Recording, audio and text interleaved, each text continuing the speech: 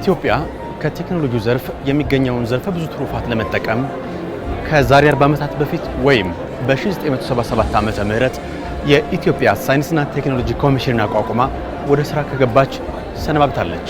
ነገር ግን ዘርፉ የሚገባውን ያህል ባለማደጉ ዜጎች አለም ደግሞ ሀገር የምታለመውን ከቴክኖሎጂ የሚገኘውን ትሩፋት ሳትጠቀም ዘመናት አልፈዋል። ለዚህም የኢትዮጵያ አርቲፊሻል ኢንተለጀንስ ኢንስቲትዩት ሀገሪቱ ከዚህ ቀደም ስትሰራበት የነበረው ይህ የቴክኖሎጂ ዘርፍ የሚገባውን ልክ ሳይለማ ቀርቶ ሀገርም የሚገባትን ያህል ሳትጠቀምበት እንደቆየች የሚነግረን።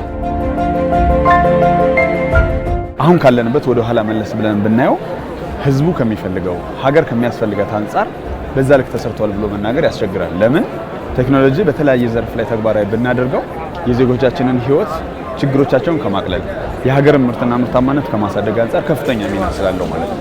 ስለዚህ ቴክኖሎጂን በትምህርቱ ዘርፍ ላይ የነበረው በጤናው በግብርናው እያል በተለያዩ ሴክተሮች ላይ ብንመለከታቸው የነበረው ውጤታማነት ምን ይመስል ነበር የሚለው ማየት ይጠይቃል ማለት ነው።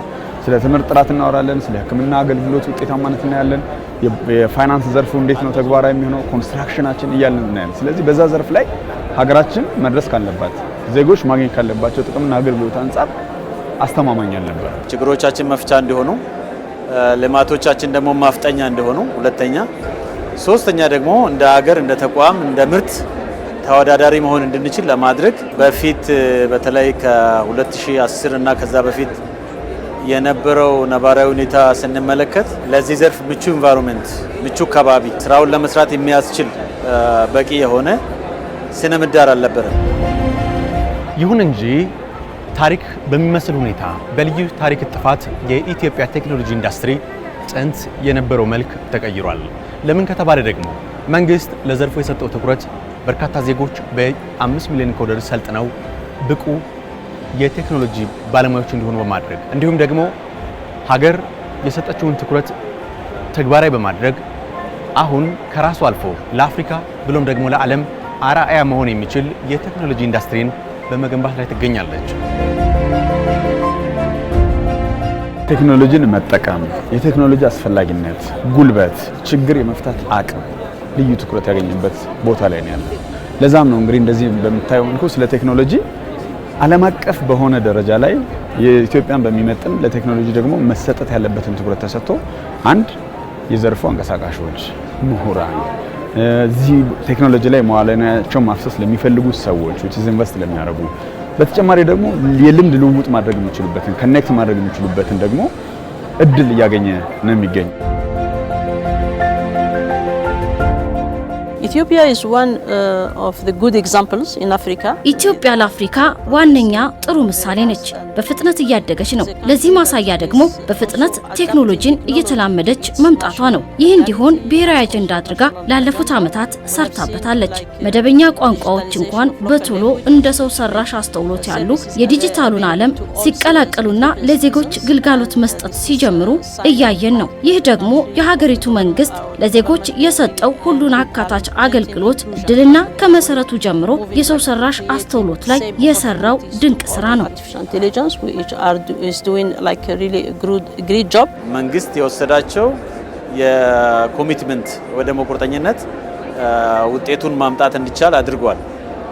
ይሄ ለምሳሌ ስነ ምህዳሩ ጋር ስንመጣ የቴሌኮም ዘርፍ ለግል ዘርፉ ክፍት መደረጉ አንዱ ትልቅ ውሳኔ ነበረ። ሁለተኛው ውሳኔ ለዚህ አስፈላጊ የሆኑ መሰረተ ልማት ግንባታዎች በተለይ ኔትወርክን የማስፋፋት ሞባይል ተጠቃሚዎች ብዛት፣ ጥራት፣ በተለይ የኢንተርኔት ጥራቱን አሁን ላለንበት ቴክኖሎጂ እድገት ተመጣጣኝ ምላሽ መስጠት የሚችል 4G 5G ማቅረብ መቻል ነው። ዓለም የደረሰበት ቦታ ደርሰን ስራዎች መስራት እንደሚቻል በዚህ መንግስት ቁርጠኛ ውሳኔ መውሰድ መቻሉ ነው።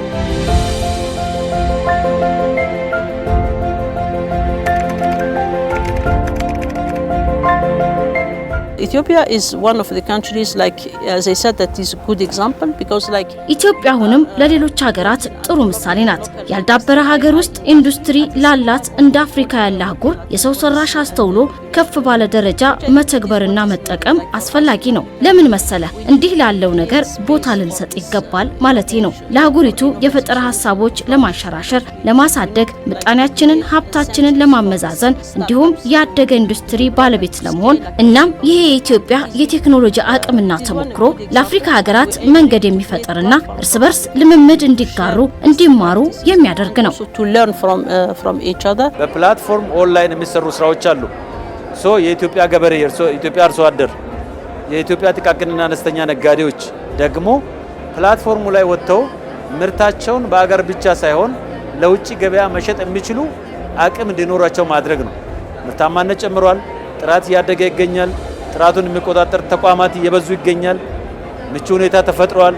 በዚህ ምቹ ሁኔታ የሚጠቀሙ ወጣቶች በተለይም ደግሞ የኔትወርክ መስፋፋት፣ የ5G የ4G ብዛት ጥራት እያደገ በሚሄድበት ወቅት ያለን ወጣት ሌላ ከመጠበቅ ይልቅ በዚህ በመጠቀም የሀገር ውስጥ ገበያ ብቻ ሳይሆን የዓለም አቀፍ ገበያውን መጠቀም እንዲችል የማድረግ ነው በቀጣይ